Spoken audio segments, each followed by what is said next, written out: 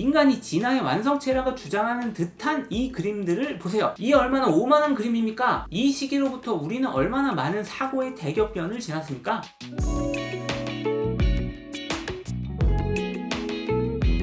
안녕하세요, 김필상입니다. 진화하면 떠오르는 이미지는 무엇입니까? 이거죠. 원숭이가 오스트랄로피테쿠스가 되고 호모 에렉투스가 되었다가 드디어 호모 사피엔스가 되었습니다. 그리고 미래엔 특슬람이 되거나 오타쿠가 되죠. 근데 이 그림은 쓰레기입니다. 진화에 대한 쓸데없는 오해를 불러일으키죠. 이런 그림 때문에 사람이 원숭이에서 진화한 게 맞니? 틀리니? 동물원 원숭이 보고 원숭아 빨리 사람으로 진화해봐. 이런 개소리들이 나오는 것입니다. 이것이 진화입니다. 진화는 나무입니다. 모든 생명은 나뭇가지이며 조상으로 거슬러 올라갈수록 서로 만나 더 굵은 가지가 됩니다. 사실 시간 순으로 따지자면 굵은 가지에서 잔가지로 나누어진다고 얘기하는 게 더 맞는 말이죠. 원숭이가 사람이 되는 게 아니고요. 원숭이와 사람의 공통 조상이었던 어떤 동물이 원숭이와 사람으로 각각 분화되는 것입니다. 이 생명의 나무는 더욱더 거슬러 올라갈 수 있습니다. 포유류가 곧 하나의 작은 종이 됩니다. 이 생물은 백악기 공룡의 시대에는 작은 쥐 모양의 생명체일 뿐이었죠. 파충류 물고기가 차례로 모여서 원시 척추동물이 되지만 이 척추동물은 무척추동물이 대세인 시절에 단지 한 무리의 원시 물고기 모양 생명체일 뿐이었습니다. 곧이어 곤충과 같은 절지동물이나 해파리 같은 동물들이 합류하는데 심지어 버섯, 곰팡이 등의 균류와 식물까지 합세합니다. 전통적으로 우리는 생명을 동물과 식물로 나뉘었습니다. 움직이는 생물은 동물이죠. 안 움직이는 생물은 식물이지. 최초로 카를 폰 린네라는 스웨덴 생물학자가 눈으로 관찰 가능한 해부학을 바탕으로 하는 근대적인 생물 분류 체계를 만들었는데 호모 사피엔스 사피엔스니 개복치의 학명이 몰라라느니 헬리코박터 파일로린이 하는 라틴어 장명법이 바로 린네에서부터 시작되었습니다. 특히 그는 종이라는 생물 분류의 최소 단위를 정의하고 동물계와 식물계라는 두 개의 큰 영역으로 생명을 구분해서 종속 과목 학문계의 순서로 생물을 나누는 틀을 마련하기도 했습니다. 그러나 이 동물, 식물, 생물 분류학은 19세기 레베누크가 현미경을 만들어 박테리아라는 것을 관측하자 금세 혼돈의 도가니로 빠져들고야 말았습니다. 레베누크가 밥 먹고 안 닦은 자기 이빨에서 치석을 긁어서 현미경으로 관찰해보고 그 안에서 움직이는 매우 작은 생물을 발견했습니다. 이건 동물일까요? 식물일까요? 전혀 다른 해부 구조를 가진 이런 미세 생물을 린네 체계로 분류할 수는 없었습니다. 어떤 이는 소형 동물로 보긴 했지만 소형 식물이라고 주장하는 사람도 있었습니다. 남조류라는 미생물은 빛을 포획하는 특성을 가지고 있었기 때문이죠. 그렇다면 혹시 남조류는 식물로, 움직이는 박테리아는 동물로 분류할 수 있지 않을까요? 1962년 반 리엘과 로저 스테이니어라는 생물학자들은 이 미생물 집단 박테리아와 남조류를 분류하는 방법을 고민했습니다. 남조류와 박테리아는 동물이나 식물에서 보지 못한 그들만의 공통적인 특성을 가지고 있었습니다. 바로 세포액이 없다는 것이었죠. 동물, 식물은 핵이 있었습니다. 이 기준을 바탕으로 반리엘과 스테니어는 세포액이 없는 박테리아와 남조류를 묶는 원핵 생물, 세포액이 있는 동물, 식물, 곰팡이, 버섯, 아메바를 묶는 진핵 생물 집단을 제시했습니다. 생물 분리학의 새로운 기준이었죠. 이 견해에 따르면 동물과 식물, 버섯은 원핵 생물에 비하면 친척이나 마찬가지입니다. 한 가지에서 갈라져 나왔거든요. 그러나 그게 맞는 것일까요? 광합성과 움직임을 기준으로 삼아서 남조류를 식물로, 박테리아를 동물로 보내버린 분류법이 반리엘과 스테이니어의 분류법에 비해서 못한 점이 뭡니까? 진화적 증거요? 실제 진화에 대한 증명은 불가능했습니다. 그 작은 박테리아나 남조류는 화석 기록 따위는 없었어요. 두 종의 공통 기원을 알기가 힘들었습니다. 나중에 가서야 스테이니어와 반리엘은 솔직하고 냉정하게 이렇게 말했습니다. 원핵 생물을 분류하는 최선의 방법은 없다고. 심지어 반리엘은 박테리아를 분류하는 그들의 모든 노력이 전부 부질없는 짓이라고까지 고백했습니다. 그만큼 원핵 생물이라고 이름 붙인 그 집단은 혼돈의 도가니였습니다. 과학이라고 볼 수 없었습니다. 뇌피셜이었죠. 그러나 그로부터 9년 전 다른 곳에서 놀라운 생물학의 혁명이 일어나고 있었습니다.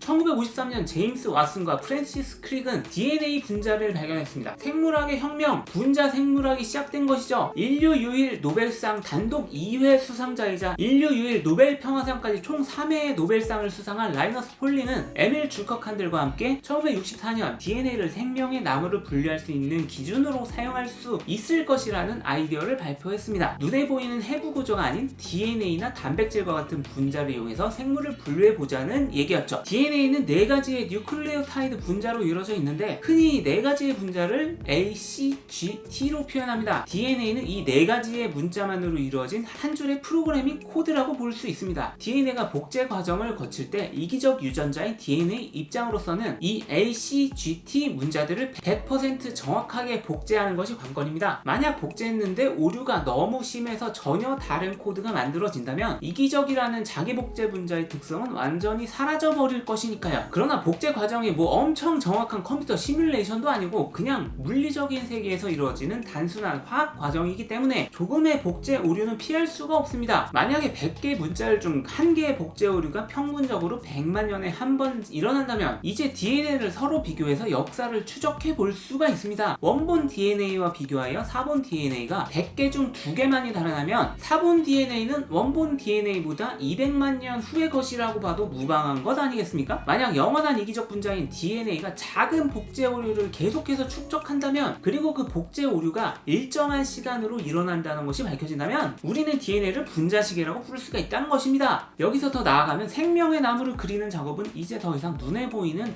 해부 구조에만 의지하지 않아도 된다는 것 아니겠습니까? 과거로부터의 DNA 분자의 변화를 거꾸로 추적하다 보면 두 종의 생물의 DNA가 언제 갈라지게 되었는지를 알 수 있게 되는 거죠. 이 방법이 정말로 유효하다면 말이죠. 눈에 보이는 해부학은 부차적인 문제가 될걸요? 사실상 생명의 나무는 DNA 분자의 진화나무라고 봐야 할 것입니다. 다시 한 번 더 말씀드리자면 생명의 본질은 유전자이며 객체는 유전자의 노예 혹은 로봇에 불과합니다. 그렇다면 DNA의 변화야말로 생명의 변화이며 DNA의 진화 역사가 바로 생명의 나무인 것 아닐까요? 그렇습니다. 반니엘과 스테니어가 그토록 혼란스럽다고 말한 원핵 생물, 그 내부에는 여전히 분류되지 못한 무엇인가가 뒤섞여 있었습니다.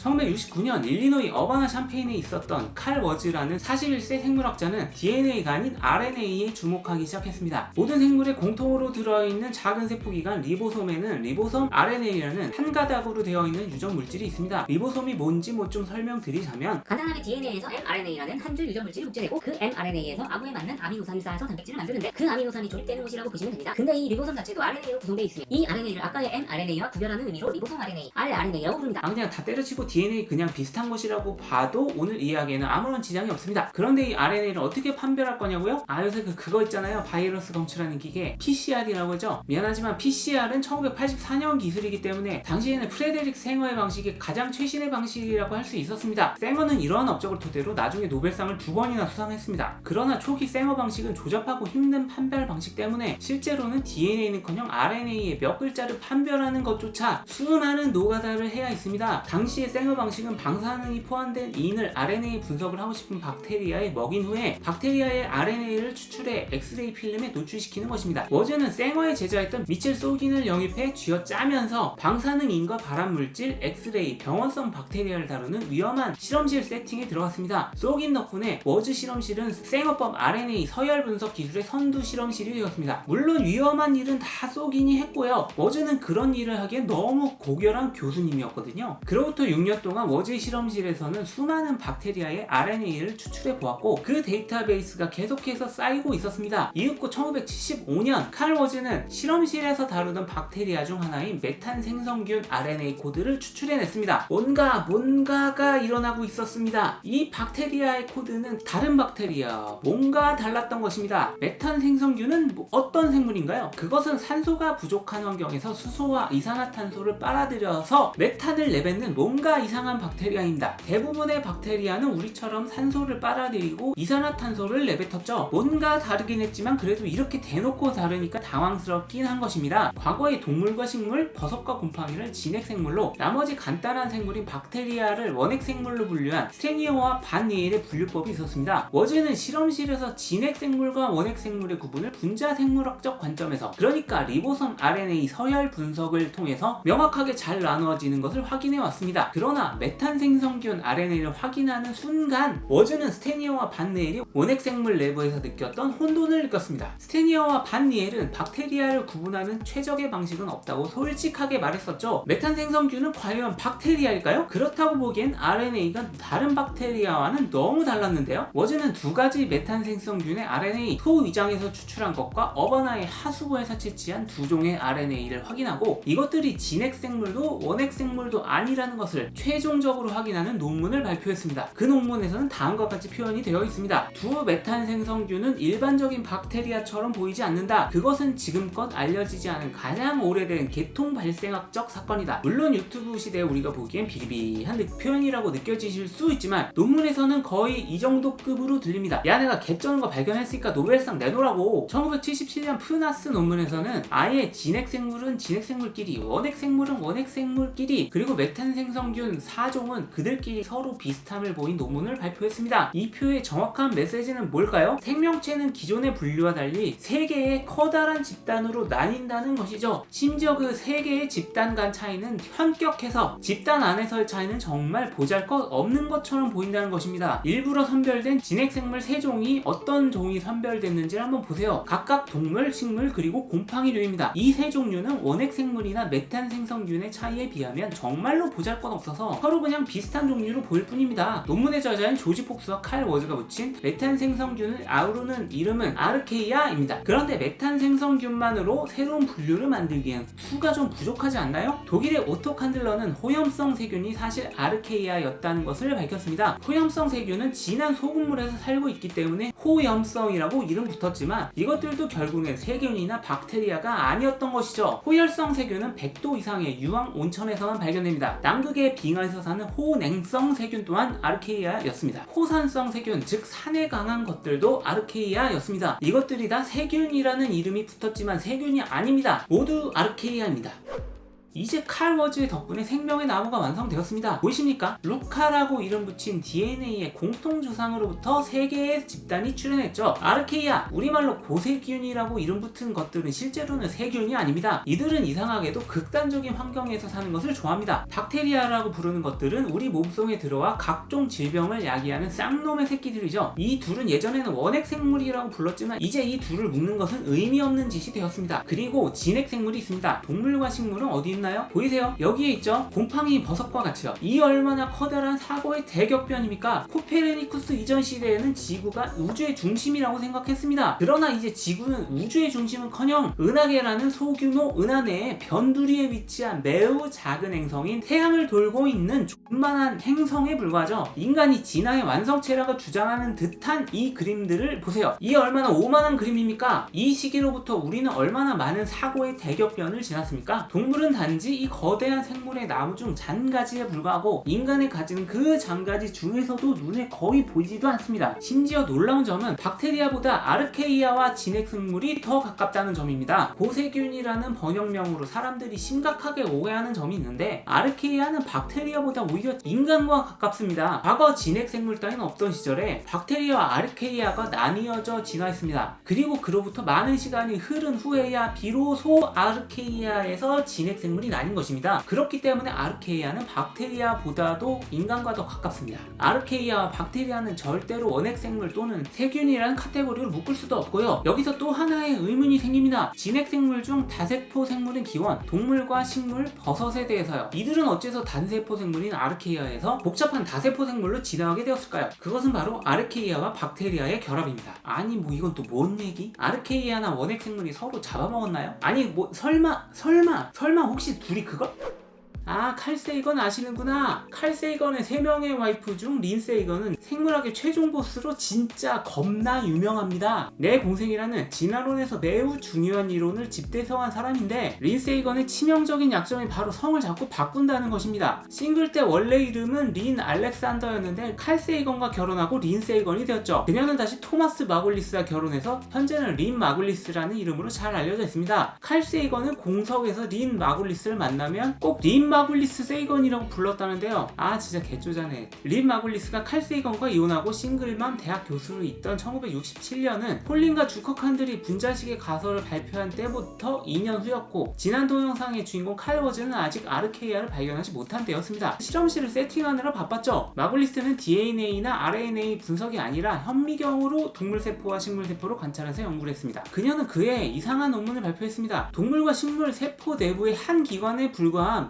미토콘드리아와 식물세포 내부의 한 기관에 불과한 엽록체가 박테리아임을 주장한 거죠. 기존 생물학자들은 어이가 개 털려버리고 말았습니다. 동물 식물 내부에 박테리아가 살아 숨쉬면서 진핵생물 개체에 도움이 되는 역할을 하고 있다고요? 미토콘드리아는 음식물을 태워 ATP라는 에너지 저장 분자를 만드는 생체 배터리 역할을 하는 놈입니다. 엽록체는 태양광 발전기처럼 태양빛 에너지를 당분 형태로 만들어서 식물에 공급하는 기관이고요. 둘 다 동물과 식물에 매우 중요한 역할을 하는 기관이라고 느껴지시죠? 마글리스의 스승인 한스 리스는 전자현미경을 통해 엽록체가 이중막을 가지고 있다는 것을 밝혔습니다. 이 이중막은 시아노박테리아, 다른 말로 남조류라는 박테리아의 한 종류가 가지고 있는 거였죠. 네, 그렇습니다. 광합성하는 박테리아, 녹조라떼의 재료 남조류요. 증거는 또 있었는데 미토콘드리아나 엽록체 둘 다 DNA와 리보솜을 따로 가지고 있었던 것입니다. 이게 좀 이상한 게 원래 진핵세포는 핵 속에 DNA가 있어야 되거든요. 근데 미토콘드리아나 엽록체는 세포의 하나의 기관이면서 DNA는 또 가지고 있다는 것이죠. 1964년에 자기중심적이고 쪼잔했던 칼 세이건과 이혼한 린 세이건은 1967년 그 이상한 논문을 출판한 후에 토마스 마글리스라는 학자와 결혼해 드디어 린 마글리스가 되었는데요. 비록 토마스는 위키피디아에도 등재되지 못한 듣보잡이지만 1980년 사망할 때까지 린과 함께했습니다. 그녀는 논문에서 한스의 엽록체설과 더불어 미토콘드리아 설까지 종합했습니다. 미세소관이라는 기관에 대해서도 말했지만 이건 나중에 아니라고 밝혀졌죠. 진핵생물의 기원이 되는 단세포 생물이 박테리아를 먹곤 했지만 그 안에서 박테리아는 진핵생물에게 에너지를 공급해주고 진핵생물은 보호를 제공해주는 윈윈 관계를 형성합니다. 즉 공생이죠. 먹힌 박테리아가 흡수되지 않고 단세포 생물 내부에서 살아남아 이렇게 공생하며 진화했다는 황당한 가설. 마글리스는 일반적인 공생보다도 더 원초적으로 느껴지는 이들의 관계를 위해 용어를 따로 만들었습니다. 그것이 바로 내공생, 엔도심바이오시스입니다. 그러나 몇 년 동안 과학계는 린 마글리스의 내공생 가설에 공감하지 않았으며 마글리스는 거장 천문학자와 이혼하고 이상한 망상에 사로잡힌 싱글밤 여성으로까지 매도되었습니다. 우리가 지난 동영상들에서 살펴본 DNA나 RNA 같은 분자 생물학적 증거는 그녀에게 없었습니다. 그녀는 전통적인 생물학자였죠. 그러나 그녀는 미래를 예측했습니다. 이 모든 아이디어는 이제 새로운 방법으로 검증될 것이다. 그녀의 말이었습니다. 그리고 칼 워즈의 분자시계 혁명이 시작되었습니다. 1970년으로 넘어가서 포드 둘리틀이라는 30살 교수가 마글리스의 책을 읽고 이를 분자시계로 검증해 보기로 했습니다. 그의 실험실에는 린다 보넨이라는 칼 워즈의 기술 조교로 일했던 대학원생이 들어왔습니다. 그들은 남조류의 리보솜 RNA와 식물세포의 리보솜 RNA 그리고 식물 엽록체가 자체적으로 가지고 있는 리보솜 RNA를 분석했습니다. 린 마글리스가 옳았다는 것이 밝혀졌습니다. 식물 엽록체의 RNA는 식물 자체의 RNA와는 완전히 달랐고 오히려 남조류와 비슷했던 것입니다. 캐나다의 마이클 그레이 또한 밀의 미토콘드리아 리보솜 RNA를 분석해 그것이 밀 자체의 RNA보다는 박테리아와 닮았음을 밝혔습니다. 그렇게 해서 린 마글리스의 내공생 이론은 정설이 되었습니다. 그렇다면 칼 워즈가 완성시킨 생명의 나무 이론은 어떻게 되는 건가요? 아니 박테리아랑 진핵생물이랑 섞였다고? 뭐 이게 이렇게 돼? 왜 나뭇가지가 위에서 합쳐지는 게 가능한 거야? 그렇습니다. 칼 워즈가 기껏 깔끔하게 완성시켜 놓은 생명의 나무는 린 마글리스의 엉망진창이 될 위기에 처했습니다. 진실은 이런 거죠. 진핵생물은 당시엔 없었고 박테리아와 아르케이아 뿐이었어요. 그런데 그때 아르케이아가 박테리아를 먹었고 박테리아는 아르케이아 안에서 흡수당하는 것을 거부했습니다. 내공생이 일어나 버렸습니다. 박테리아의 그 폭발적인 에너지 공급 능력, 즉 미토콘드리아와 엽록체에 힘을 얻게 된 아르케이아는 다세포 생물이라는 이 어마어마한 진화적 발전을 해버리고 만 것이죠. 그게 바로 우리 다세포 진핵생물의 기원이었던 것입니다. 다행히도 아르케이아와 박테리아는 서로의 DNA를 섞지 않았습니다. 미토콘드리아와 엽록체는 현재도 진핵생물 본체의 DNA와는 섞이지 않는 그들만의 DNA를 보존해 다음 자손에 전달하는 시스템을 갖추고 있습니다. 말 그대로 공생입니다. 내공생 이론은 우리에게 우리 몸속에 외계의 DNA가 같이 들어있다는 사실에 대해 이상한 기분을 느끼게 해줍니다. 그런데 내공생이 진화 역사에서 단 2번만 일어났다는 보장이 있습니까? 내공생은 미토콘드리아와 엽록체 단 2번뿐이었을까요? 아닙니다. 수억만 번입니다. 박테리아도 잭스를 합니다. 그러나 우리가 아는 잭스랑은 좀 다르죠. 때는 1928년 프레드 그리피스라는 영국의 공무원은 폐렴을 유발하는 폐렴구균이라는 박테리아에 대해서 연구했습니다. 그는 폐렴구균이 두 가지 형태가 있다는 것을 알아냈는데 하나는 매끌매끌한 모양의 치명적인 병을 유발했고 하나는 거칠거칠하지만 병을 유발하지 않았죠. 그리피스는 죽어서 병을 유발하지 않는 나쁜 매끌이였던 것과 살아있는 착한 거치쥐를 섞어서 쥐에게 주사했습니다. 쥐는 살 것으로 예상되었습니다. 병을 유발하는 매끌이는 있는 죽은 맥글이었거든요. 그러나 결과는 쥐가 죽어버리고 말았습니다. 이상한 결과 앞에서 그리피스는 이렇게 결론을 내렸습니다. 착한 거칠이가 죽은 맥글이에게서 무엇인가를 추출해서 독성을 일으켰고 그렇게 해서 쥐는 병에 걸려서 죽었다고요. 이 연구는 당시 시대적 상황으로 인해서 크게 이슈되지 않았고 공무원이었던 그리피스도 과학계의 주목을 받지 못했습니다. 당시 생물학 수준도 이 그리피스 실험의 본질을 이해하기에는 좀 부족했죠. 그러나 그 이후 1940년대 에이버리와 맥클라우드 그리고 메카시는 폐렴구균의 그리피스 실험 현상이 DNA라는 물질에 의해 일어난다는 것을 밝혔습니다. 폐렴구균 중 죽은 맥글이에서 독성 물질을 만들어낼 수 있는 DNA 분자가 살아있는 거칠이에게로 이동해서 착한 거칠이도 독성 물질을 뿜어내는 나쁜 거칠이로 진화했다는 거죠. 여기서 밝혀낸 사실은 DNA는 박테리아의 세포로부터 벗어나서 주변에 자유롭게 떠다닐 수 있다는 것이었습니다. 죽은 맥글이의 DNA 조각이 수면에 둥둥 떠다니다가 착한 거칠이가 그걸 흡수해서 나쁜 거칠이로 진화하는 이야기였던 거죠. 이 현상은 형질 전환이라고 이름 붙었습니다. 일반적으로 박테리아는 세포 안에서 DNA 분자를 복제해서 두 개로 만들고 세포 분열을 통해서 각자 개체로 나눠집니다. 수직적이죠. 그러나 형질 전환은 DNA 조각이 죽은 개체에서 다른 개체로 이동합니다. 수평적 유전자 전달입니다. 수평적 유전자 전달은 형질 전환만 있는 것은 아니었습니다. 에이버리의 실험으로부터 10년 후에 조슈아 레더버그는 접합이라는 현상을 발견했습니다. 이것은 살아있는 박테리아 간의 잭스입니다. 다른 개체의 DNA 조각을 받아들이는 거죠. 그 후에 세포 분열을 하면 받아들인 DNA의 기능을 탑재한 새로운 개체가 더 많이 만들어집니다. 근데 이게 잭스? 우리가 생각하는 그런 거랑은 좀 많이 다르긴 하죠. 단지 DNA 분자를 받아들이고 세포 분열을 합니다. 그뿐입니다. 그래도 어쨌든 새로운 DNA를 탑재해서 새로운 능력과 특성을 지닌 후손을 만들 수 있다는 점에서 인간의 잭스와 비슷한 부분이 있습니다. 그러나 잭스와 접합의 가장 크고 놀라운 차이점은 박테리아의 접합은 종에 상관없이 이루어진다는 것입니다. 같은 박테리아끼리만 할 필요는 없어요. 다른 종도 가능합니다. 심지어 속에서 속으로 건너뛸 수도 있습니다. 더 위도 가능하고요. 딴소리인데 만약에 접합이 박테리아 간의 잭스라면 애초에 죽은 놈에서 DNA를 흡수하는 형질 전환은 뭘까요? 이런 건 그냥 넘어갈까요? 레더버그는 형질 도입이라는 또 다른 수평적 유전자 전달 현상을 발견했습니다. 쉽게 말씀드리자면 원격 잭스입니다. 레더버그는 단 한 번도 접촉한 적 없는 박테리아들끼리의 DNA가 교환되었다는 것을 밝혔죠. 이거는 어떻게 일어나는 겁니까? 박테리아가 VR이라도 끼고 VR 챗을 한다는 거예요? 알고 보니 박테리아보다 더 작은 바이러스가 DNA 조각을 전달하는 것이었습니다. 개념에 대해서 좀 정리하자면 바이러스는 박테리아보다도 더 작습니다. 또한 얘네들은 생물이 아니라고 본답니다. 많이 봐줘야 반생물 반무생물입니다. 그래서 칼 워즈의 생명의 나무엔 바이러스가 포함되어 있지 않습니다.